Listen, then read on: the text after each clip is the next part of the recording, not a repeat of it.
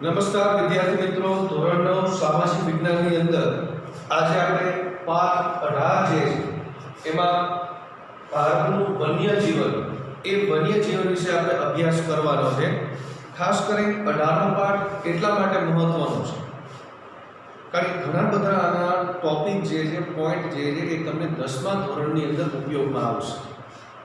એટલે જ્યારે પણ આપણે આ પાઠ ચલાવીએ એના જે અમુક મહત્વના જે મુદ્દાઓ હશે કે જે તમારે આગળ ઉપયોગમાં આવશે 10મા ધોરણની અંદર. કારણ કે આપણે 17મો પાઠ ભણાયો ત્યારે એ વખતે પણ મેં તમને કીધું 17મા પાઠના પણ ઘણા બધા મુદ્દાઓ જે છે એ 10મા ધોરણની અંદર આવે છે. એવી જ રીતે 18મા પાઠના પણ ઘણા બધા ટોપિક જે છે એ આપણને 10મા ધોરણની અંદર ખૂબ જ ઉપયોગી થઈ શકે તેમ છે. કારણ કે 10મા ધોરણની અંદર 9મો પાઠ જે આવે છે ભારતનું વન અને વન્યજીવન, એની અંદર આના મુદ્દાઓ ઘણા બધા આવે છે. વાત કરીએ આપણે ભારતના વન્યજીવનની અંદર તો 17મા પાઠની અંદર આપણે જોયું હતું કે ભારતની અંદર વનસ્પતિ જે છે એની ખૂબ જ વૈવિધ્ય રહેલું છે. આ ઉપરાંત આપણા ભારતના ભૂપૃષ્ઠની વાત કરીએ તો ભારતની અંદર ઘણા બધું ભૂપૃષ્ઠનું વૈવિધ્ય જે છે એ પણ આપણને જોવા મળે છે. ઉત્તરની અંદર વિશાળ પર્વતીય પ્રદેશો છે, તો દક્ષિણની અંદર દ્વીપકલ્પીય ઉચ્ચ પ્રદેશો છે. આ ઉપરાંત એના કિનારાના મેદાની પ્રદેશો છે, કિનારાના જંગલ વિસ્તારો પણ છે.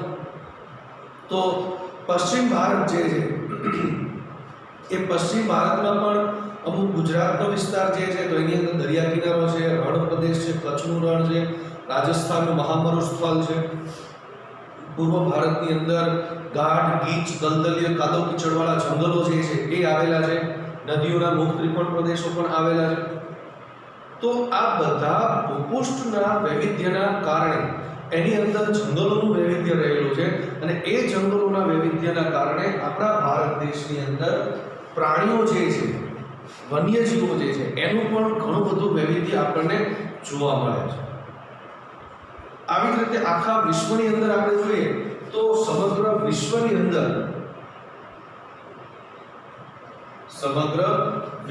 અંદર લગભગ કુલ 15 લાખ જેટલી, કેટલી યાદ રાખજો, વિશ્વની અંદર અલગ અલગ 15 લાખ જેટલી પ્રાણીઓની વિવિધતા જે છે એ જોવા મળે છે. વિવિધતા સંખ્યાની વાત નથી કરતો, વિવિધતાની વાત કરું છું. જેમ આપણે અલગ અલગ જે પ્રાણીઓ છે, વાઘ છે, સિંહ છે, દીપડો છે, હરણ છે, હરણની અંદર અલગ અલગ ઘણી બધી પ્રજાતિઓ આવે છે. વાંદરાઓ છે તો વાંદરાની અંદર ઘણી બધી અલગ અલગ પ્રજાતિઓ આવે છે. તો એ પ્રમાણે વિશ્વની અંદર 15 લાખ જેટલી અલગ અલગ પ્રાણીઓની પ્રજાતિ જોવા મળે છે. ઘણી બધી પ્રજાતિઓ તો એવી છે કે જેને હજી સુધી આપણે ઓળખ પણ થઈ શકી નથી. અમેરિકાના એમેઝોનના જંગલો છે, એ એમેઝોનના જંગલની અંદર તો ઘણી બધી એવી વિવિધ પ્રજાતિઓ છે કે હજી સુધી એ પ્રજાતિઓની તો ઓળખ પણ થઈ શકી નથી અને એ જંગલોની અંદર હજી માનવી જે છે એ પહોંચી પણ નથી શકી. તો આ ઉપરાંત આપણા ભારત દેશની અંદર વાત કરીએ તો ભારતની અંદર 81,251 જેટલી પ્રાણીઓની પ્રજાતિઓ છે એ આપણા ભારત દેશની અંદર જોવા મળે છે. ફક્ત અને ફક્ત ભારતની અંદર 81,251 પ્રજાતિઓ છે પ્રાણી. અને હજી પણ આપણા વૈજ્ઞાનિકો જે છે એ નવા સંશોધન કરે છે. કારણ કે હજી આપણા ઉત્તર ભારત અને પશ્ચિમ ભારત, પૂર્વ ભારત છે એ પૂર્વ ભારતના ઘણા બધા એવા જંગલો છે કે જ્યાં અંદર માનવી ઊંડે સુધી જઈ શક્યો નથી. કારણ કે એની આબોહવા માનવીને અનુકૂળ આવે એમ નથી. એટલા માટે ત્યાં હજી પણ એવી પ્રજાતિઓ વન્યજીવો વસવાટ કરે છે. એટલે માનવીએ એને હજી સુધી આપણે ઓળખી શક્યા નથી. પણ આમ છતાં આપણા વૈજ્ઞાનિકો જે છે એ હજી પણ ઘણી બધી અલગ અલગ પ્રજાતિઓનું સંશોધન જે છે એ કરતા રહ્યા છે. આપણા ભારતની અંદર અલગ અલગ જોઈએ તો પક્ષીઓ, પછી સરીસૃપો,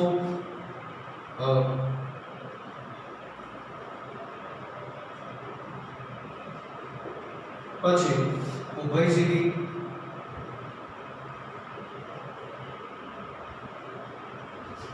આ ઉપરાંત સસ્તન,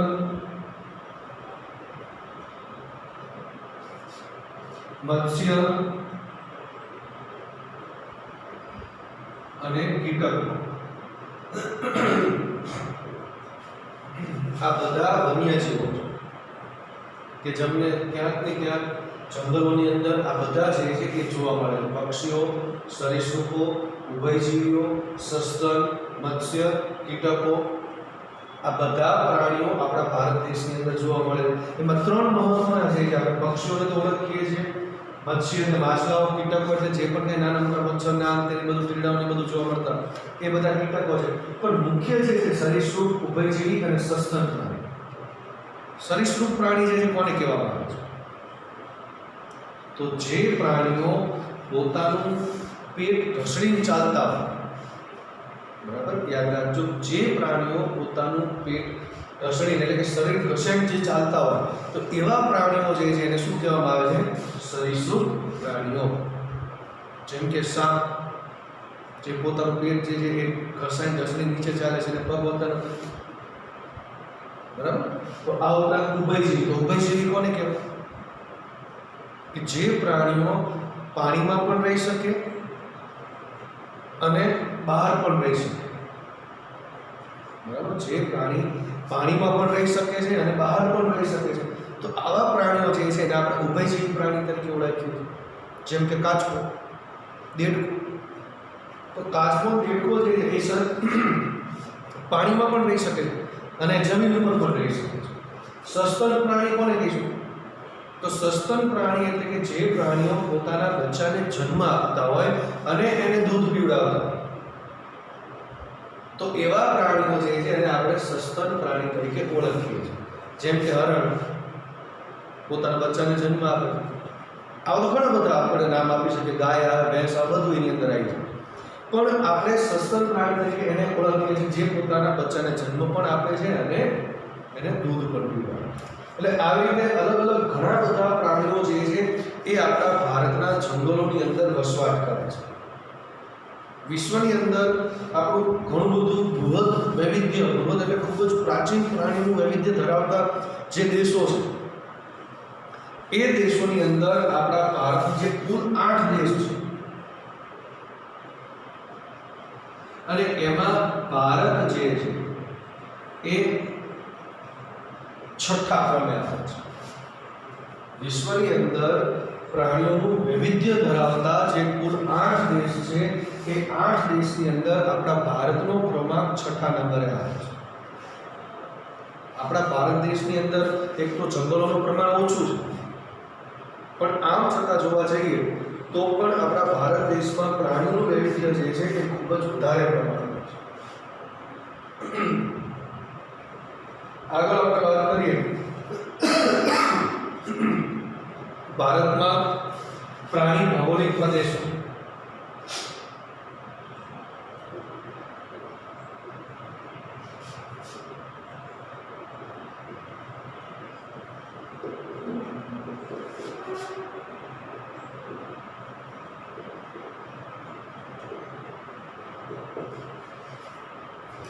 ભારતની અંદર પ્રાણી ભૌગોલિક પ્રદેશો, જેમ આપણે જોયું તો અગાઉના પાઠમાં કે ભારતની અંદર જંગલોના પ્રકારોની અંદર આપણે જોયું હતું કે આબોહવાના આધારે જંગલોના પ્રકારોની આપણે ચર્ચા કરી હતી.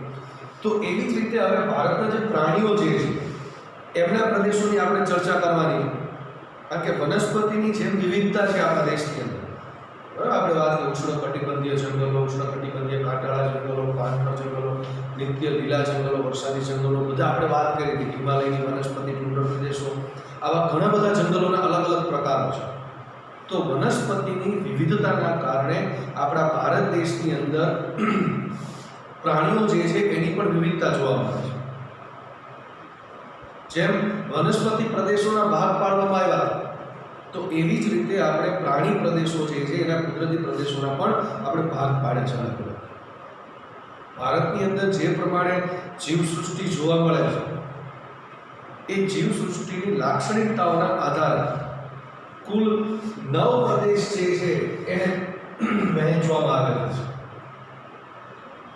કુલ કેટલા 9 પ્રદેશો આવેલા છે આપણા ભારત દેશની અંદર, અલગ અલગ પ્રાણી ભૌગોલિક પ્રદેશની અંદર. હવે એમાં વાત કરીએ 9 પ્રદેશની અંદર, તો સૌથી પહેલો હિમાલય પ્રદેશ,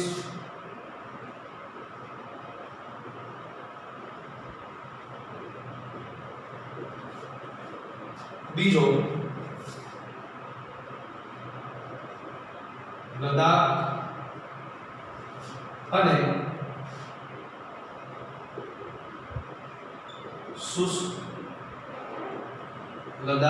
અને શુષ્ક શીત ક્ષેત્ર, શુષ્ક શીત ક્ષેત્ર, લદ્દાખ અને શુષ્ક શીત ક્ષેત્ર. ત્યાર પછી ત્રીજું હિમાલયનું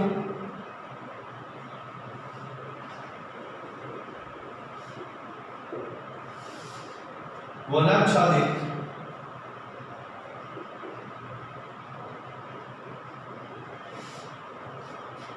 નીચલું ક્ષેત્ર.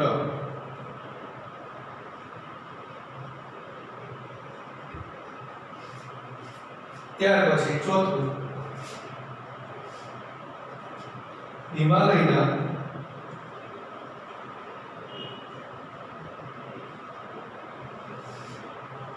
વનસ્પતિ વિહીન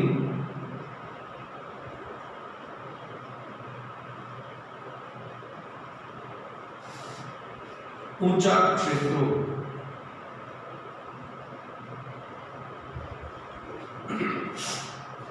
ત્યાર પછી પાંચમું ઉત્તરનું મેદાન.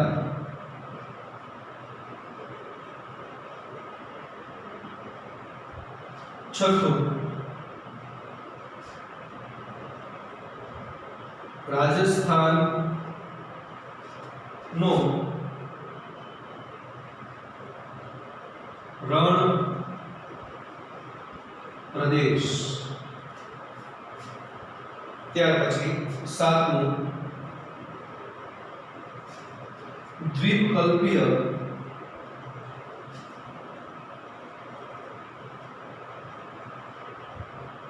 ઉચ્ચ પ્રદેશ.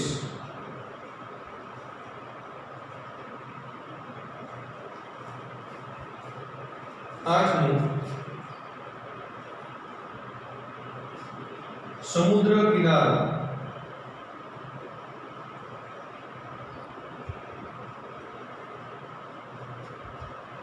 નવમું નીલગિરીની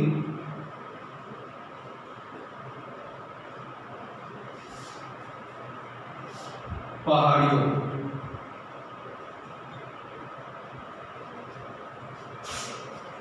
આવા જે કુલ 9 ક્ષેત્ર આવેલા છે એમાં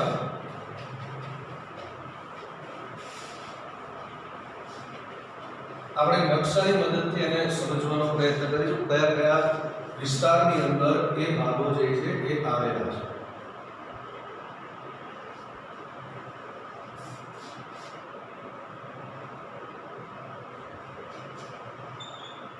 બરાબર. હવે જો સૌથી પહેલો વિસ્તાર છે હિમાલયનો પ્રદેશ કયો છે.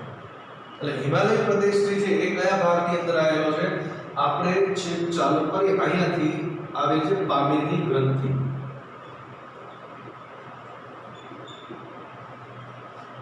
પામીરની ગ્રંથિથી શરૂ કરી અફઘાનિસ્તાન અહીંયા આવેલું છે. ત્યાંથી લઈ અને આ બધો જ વિસ્તાર જે છે આપણા ભારત દેશનો આ બધો એ હિમાલય ક્ષેત્રની અંદર આવે છે. એટલે હિમાલય પ્રદેશની અંદર જેટલા પણ ઠંડા વિસ્તારો અથવા તો જે પણ કે વિસ્તાર છે એ બધા હિમાલય ક્ષેત્રની અંદર આવી છે. એટલે અહીંનું વન્ય જીવન. ત્યાર પછી કીધું છે કે લદ્દાખ અને શુષ્ક શીત પ્રદેશ. લદ્દાખ એટલે આ જમ્મુ કાશ્મીરનો જે આ બાજુનો ભાગ છે, હાલમાં આપણો કેન્દ્ર શાસિત પ્રદેશ તરીકે તેને ઘોષિત કરવામાં આવેલો છે. તો એ લદ્દાખનો આ વિસ્તાર જે છે જે એકદમ શુષ્ક પણ છે અને શીત પણ છે. શુષ્ક ક્ષેત્ર એટલે કે એકદમ વધારે પ્રમાણમાં ઠંડી પણ પડે છે, ક્યારેક ક્યારેક ત્યાં વરસાદ જે છે એ ખૂબ જ ઓછો પડે છે અને એના કારણે અથવા તો ઠંડી વધારે પડે છે એટલે એના કારણે તે વિસ્તારની અંદર હિમવર્ષા જે છે એ વધારે જોવા મળે છે. એટલા માટે તેને શુષ્ક શીત પ્રદેશ તરીકે ઓળખવામાં આવે છે, કારણ કે પાણી સ્વરૂપે વરસાદ બહુ ત્યાં નજીવો ઓછા પ્રમાણમાં પડે છે. વધારે પ્રમાણમાં હિમવર્ષા જે થાય છે કે જે લેહ, દ્રાસ ને જે આપણું સૌથી વધારે -45 ડિગ્રી સેલ્સિયસ જેટલું જ્યાં તાપમાન પહોંચી જાય છે એ દ્રાસની બધું અહીંયા જ આવેલું છે, આ જ વિસ્તારમાં, લેહ લદ્દાખ વિસ્તારમાં. એટલે જે આપણો લદ્દાખ અને બીજો જે શુષ્ક શીત પ્રદેશ એ અહીંયા આવેલો છે. ત્યાર પછી અહીંયા આવેલું છે હિમાલયનું વનાચ્છાદિત નીચલું ક્ષેત્ર, એટલે કે આપણો આ ભાગ નીચે, આ ભાગ જે હિમાલયનો છે. વનાચ્છાદિત એટલા માટે વનાચ્છાદિત એટલે કે જ્યાં જંગલો આવેલા છે, વન જે છે એટલે કે વૃક્ષો ત્યાં વધારે પ્રમાણમાં આવેલા છે, એટલા માટે એ વિસ્તાર પ્રાણીઓનો અહીંયા વધારે જોવા મળે, એટલે કે હિમાલયનું વનાચ્છાદિત નીચલું ક્ષેત્ર. અને ચોથું છે હિમાલયના વનસ્પતિ વિહીન ઊંચા ક્ષેત્રો, એટલે કે આ બધો ઉપર આ બધો ભાગ છે કે જ્યાં વનસ્પતિ જોવા મળતી નથી, ત્યાં વનસ્પતિ જોવા મળતી નથી. અને નેપાળ ને આ બધો વિસ્તાર જે છે ભૂટાન એ અહીંયા આવી જાય છે, જ્યાં નેપાળની અંદર, નેપાળ અને ચીનની સરહદ ઉપર વિશ્વનું સૌથી ઊંચામાં ઊંચું શિખર આવેલું છે, માઉન્ટ એવરેસ્ટ. એની ઊંચાઈ કેટલી છે કોમેન્ટ કરો આવડતી હોય તો. બરાબર, તમને બધાને ખબર હશે કે એની ઊંચાઈ જે છે એ 8848 મીટર જેટલી છે. પણ આજના અંદાજે તમારો આ જવાબ ખોટો પડે. શું કામ? આજે જ હજી છાપાની અંદર આવેલું છે કે એની ઊંચાઈની અંદર 0.86, એની ઊંચાઈમાં 0.86 નો વધારો જોવા મળ્યો છે. એનું કારણ એ છે કે અવારનવાર ત્યાં જે ધરતીકંપના એના આંચકા આવે છે, એટલે એના કારણે હિમાલયની ઊંચાઈ જે છે એ થોડીક ઉચકાણી છે. તો નેપાળની અંદર થોડાક સમય પહેલા એક આજથી લગભગ 4-5 વર્ષ પહેલા ભયંકર ભૂકંપ આવ્યો અને ઘણી બધી જાનમાલની હાનિ થઈ. તો એવા અવારનવાર આંચકા આવતા હોવાના કારણે હિમાલયની જે માઉન્ટ એવરેસ્ટ છે એની ઊંચાઈમાં 0.86 નો વધારો જોવા મળ્યો છે. એટલે હવે તમને જો કોઈ પૂછે કે હિમાલયની ઊંચાઈ કેટલી છે તો 8848.86. બરાબર, આવી રીતે તમારે જવાબ આપવાનો. 8848.86 જેટલી હિમાલયની ઊંચાઈ છે. એટલે આ વિસ્તારો જે છે જ્યાં વનાચ્છાદિત ચોથું છે તો હિમાલયની વનસ્પતિ વિહીનના ઊંચા વિસ્તારો કે ત્યાં વધારે પ્રમાણમાં વનસ્પતિ જે છે જોવા મળતી છે. એટલે મોટા ભાગે આવા વિસ્તારની અંદર એવા જ પ્રાણીઓ રહે છે, જેમ કે જે રીંછ છે, તો એ રીંછ આવા વિસ્તારની અંદર વધારે જોવા મળે, ઠંડા વિસ્તારની અંદર, જેવું વ્હાઇટ બિયર આવી. કારણ કે એનો મુખ્ય ખોરાક શું છે, ત્યાંની જે માછલી બધી હોય છે એ 6 મહિના સુધી જ્યારે બરફ પડવાનો હોય ત્યાં સુધી માછ પોતાનો ખોરાક ભેગો કરી અને બધું ચરબી ભેગી કરીને સૂઈ જતું હોય છે, ત્યાં સુધી એમના બરફની અંદર ઢકાઈ રીતે રહે. એટલે આવા પણ ઘણી બધી ખૂબી અલગ અલગ વાળા પ્રાણીઓ જે છે એ હિમાલયના આ વિસ્તારની અંદર જોવા મળે છે. ત્યાર પછી જોઈએ આપણે તો ઉત્તરનું મેદાન, આ ભાગ આપણો ઉત્તર ભારતનો જે દિલ્હીથી શરૂ કરી અને પશ્ચિમ બંગાળ સુધીનો જે વિસ્તાર છે, બરાબર, આ મેદાની પ્રદેશ દિલ્હીથી શરૂ કરી અને પશ્ચિમ બંગાળ અહીંયા સુધી આપણા ભારતનો ઉત્તરનું મેદાની પ્રદેશ છે. તો ત્યાં પણ ઘણી બધી જગ્યાએ જંગલ વિસ્તારો આવેલા છે અને આ જંગલ વિસ્તારની અંદર પણ ઘણા બધા પ્રાણીઓનું વૈવિધ્ય જે છે એ જોવા મળે છે. આ ઉપરાંત રાજસ્થાનનો રણ પ્રદેશ, આ વિસ્તાર,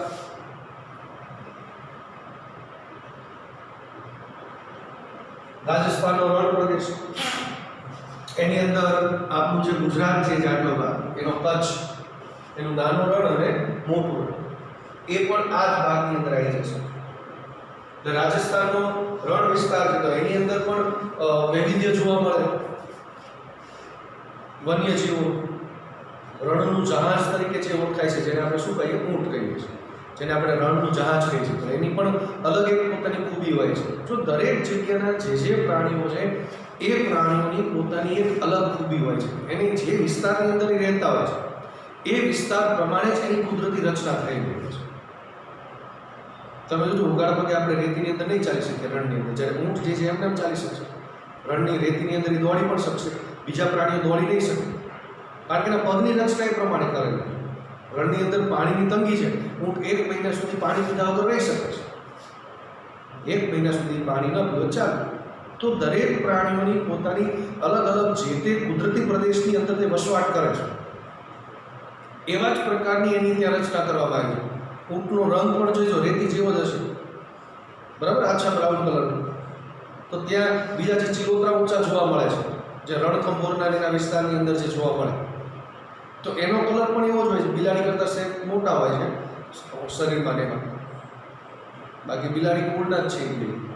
તો એમની બધાની પોતાની અલગ અલગ જે વિસ્તારમાં વસવાટ કરે છે એ એમની પોતાની અલગ અલગ ખૂબીના આધારે જ તે ટકી શકે છે. ત્યાર પછીનો 7મો પ્રદેશ છે દ્વીપકલ્પીય ઉચ્ચ પ્રદેશ, એટલે કે આપણો દક્ષિણ ભારતનો આ ભાગ જે છે જેને આપણે દ્વીપકલ્પીય ઉચ્ચ પ્રદેશ તરીકે ઓળખીએ છીએ. દ્વીપકલ્પીય એટલે શું? આપણે અગાઉ જણાવી દીધું છે. દ્વીપકલ્પીય પ્રદેશ કોને કહેવામાં આવે છે? દ્વીપકલ્પીય પ્રદેશ એટલે કે જે વિસ્તારની અંદર અથવા તો જે જમીન ભાગ જે છે 3 બાજુથી પાણીથી ઘેરાયેલો હોય અને એક બાજુ જમીન સીમાથી જોડાયેલો હોય, તો એ પ્રદેશને આપણે દ્વીપકલ્પીય ઉચ્ચ પ્રદેશ તરીકે ઓળખીએ છીએ. દક્ષિણ ભારતનો આપણો ભાગ જો 3 બાજુ અક્ષર પાણી છે. અહીંયા અરબ સાગર, અહીંયા બંગાળની ખાડી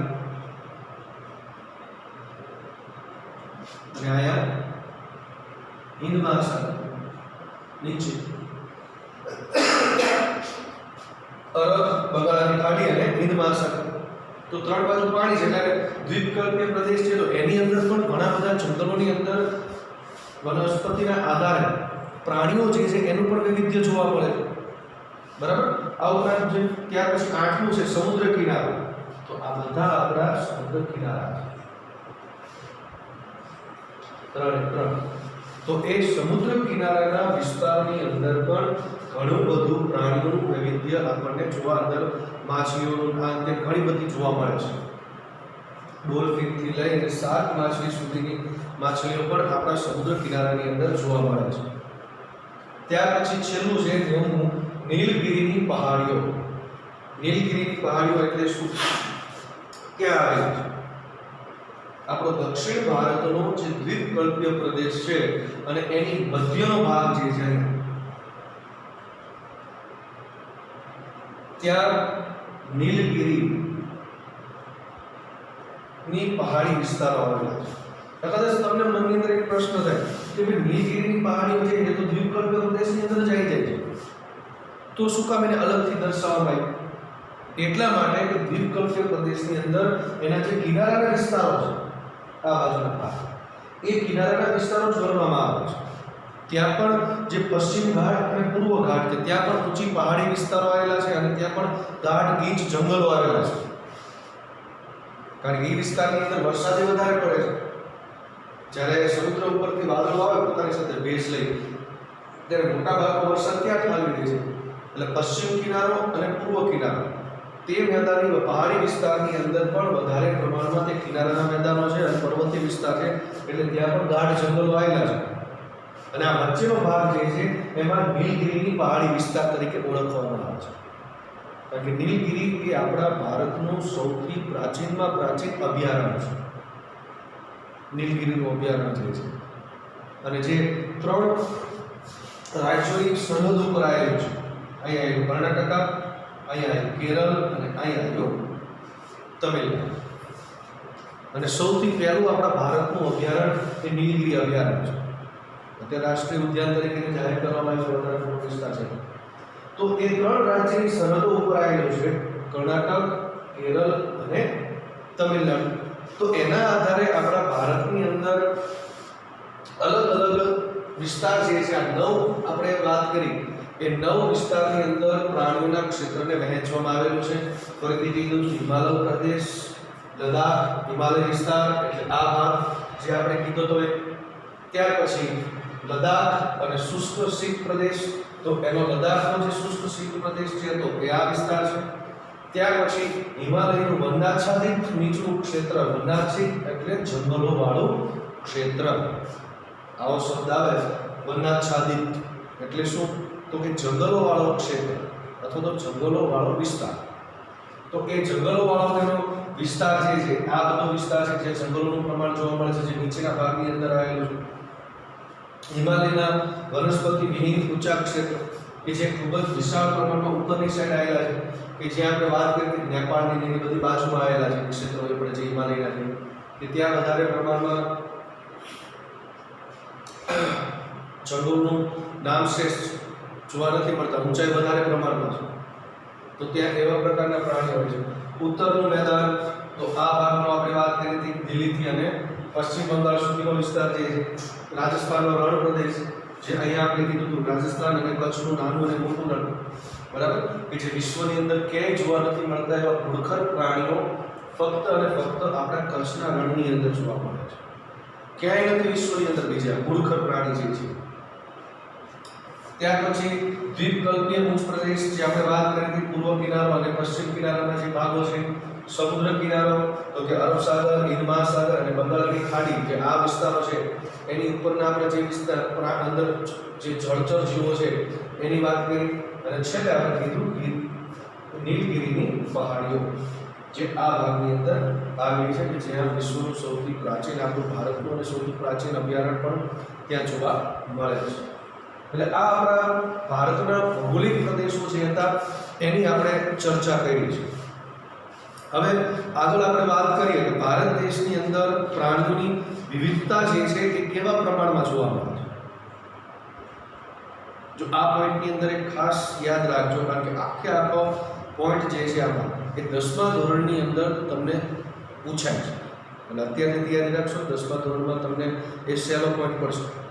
ભારતની વૈવિધ્યસભર વન્યજીવ સૃષ્ટિ જે છે એ વન્યજીવ સૃષ્ટિની અંદર ભારતના ભૂપૃષ્ઠમાં વિશાળ નદીઓ, મેદાનો, દ્વીપકલ્પીય ઉચ્ચ પ્રદેશો, પર્વતીય ક્ષેત્રો, દલદલના પ્રદેશો, દલદલના પ્રદેશ એટલે કાદવ કીચડવાળા પ્રદેશો, સમુદ્ર કિનારા તથા વનસ્પતિની દ્રષ્ટિએ ગીચ એવા વર્ષાવનો, મોસમી પાનખર જંગલો, હિમાલય અને ઉચ્ચ પર્વતીય ક્ષેત્ર, શુષ્ક સંપુદ્રુપ જંગલો, આ બધી જગ્યાએ અલગ અલગ આવા વિવિધતા ધરાવતા પ્રદેશો આપણા ભારત દેશની અંદર છે, જે મેં તમને શરૂઆતમાં જ કીધું. એટલે એના કારણે ભારતના જે વન્યજીવો છે એ વન્યજીવોની અંદર પણ ઘણું બધું વિવિધતા જોવા મળે છે. હવે કેવા પ્રકારની વન્યજીવોની અંદર વિવિધતા છે એની આપણે વાત કરીએ તો દક્ષિણ ભારતના જે વર્ષાવનો છે, વર્ષાવનો એટલે શું કામ એને વર્ષાવન કહેવામાં આવે? કે આ વરસાદનું પ્રમાણ ખૂબ જ વધારે પડે છે, જે મેં તમને અત્યારે કીધું હતું. પશ્ચિમ ઘાટ અને પૂર્વ ઘાટની અંદર કેરળ, તમિલનાડુ, કર્ણાટક, આ બધા આંધ્રપ્રદેશ એ વિસ્તારો. તો દક્ષિણ ભારતના જે વર્ષાવનો છે તો એમાં એશિયાઈ હાથી જોવા મળે છે. હવે જોજો મોટા ભાગની તમે દક્ષિણ ભારતની જે મૂવીઝ જોશો તો એની અંદર હાથીના શૂટિંગ ક્યાંક ને ક્યાંક લીધેલા છો. ત્યાં પૂજા પાઠ કે મંદિરને લગતા કે એની અંદર કોઈ પણ હોય તો તેની અંદર હાથી જોવા તમને મળે વધારે પ્રમાણમાં, બરાબર છે. તો દક્ષિણ ભારતના એશિયાઈ હાથી જે છે આપણને ત્યાં જોવા મળે. ઉપરાંત બ્રહ્મપુત્ર નદીના જે દલદલીય વિસ્તારો છે, બ્રહ્મપુત્ર નદી ક્યાં આવેલી છે? અહીંયા. તો એ દલદલીય વિસ્તારની અંદર, દલદલીય એટલે કાદવ કીચડવાળા વિસ્તારની અંદર આપણને એક સિંગી ગેંડો, ભારતીય ગેંડો, એક સિંગડા તમે બધાએ જોયેલા જ છે, બરાબર. અસમ આ ભાગમાં આ વિસ્તાર જે છે ત્યાં, તો ત્યાં એક સિંગી ગેંડો જે છે એ જોવા મળે છે. હિમાલયના ઊંચાઈવાળા ક્ષેત્રોમાં હિમ દીપડા, જે આપણે વાત કરી હતી હિમાલયનું જે ઊંચાઈવાળું ક્ષેત્ર છે આ રહ્યું, બરાબર, હિમાલયનું ઊંચાઈવાળા ક્ષેત્રો, તો ત્યાં હિમ દીપડા જે છે એ જોવા મળે છે. હિમ દીપડા એટલા માટે કહેવામાં આવે કે ઠંડી સહન કરી શકે છે. જોવામાં તમને એમ લાગે કે ભાઈ આ ચિત્તો હશે, બરાબર, પણ ખરેખર એ દીપડાની પ્રજાતિ છે. ભારતમાંથી ચિત્તો સાવ લુપ્ત થઈ ગયો છે, જોવા નથી મળતો ક્યાંય. એટલે એ હિમ દીપડા પણ ત્યાં જોવા મળે છે. આ ઉપરાંત જમ્મુ કાશ્મીરમાં જંગલી બકરીઓ અને કસ્તુરી મૃગ પણ જોવા મળે છે. આ વિસ્તાર આપણો જે ઉપરનો છે જમ્મુ કાશ્મીરનો. જંગલી બકરીઓ એટલે આપણી જે બકરીઓ હોય છે એના કરતાં સાઇઝમાં થોડી વધારે મોટી હોય છે, અને ત્યાં જંગલી બકરીઓનો ઉપયોગ મોટા ભાગે ત્યાંના લોકો માલ સામાનનું વહન કરવા માટે એનો ઉપયોગ કરે છે. માલ સામાનને એક જગ્યાએથી બીજી જગ્યાએ લઈ જવો હોય, કારણ કે એ બકરીઓ પહાડી ક્ષેત્રની અંદર ચાલી શકે છે વધારે સારી રીતે બીજી બકરીઓની અંદર. એટલે એ જંગલી બકરીઓ જે છે તેને જોવા મળે છે. આ પણ કસ્તુરી મૃગ. કસ્તુરી મૃગની એક વિશેષતા એ છે કે એની નાભીની અંદર એક કસ્તુરી આવેલી હોય છે કે જેની સુગંધ જે છે એ ખૂબ જ સારી એવી હોય છે, દૂર સુધી એની સુગંધ ફેલાતી હોય છે. એટલે મોટાભાગના જે સૌંદર્ય પ્રસાધનના સાધનો છે એની અંદર એનો ઉપયોગ વધારે પ્રમાણમાં થાય છે, અને એનો શિકાર પણ બહુ કરવામાં આવે છે. તો એ જમ્મુ કાશ્મીરની અંદર જોવા મળે છે.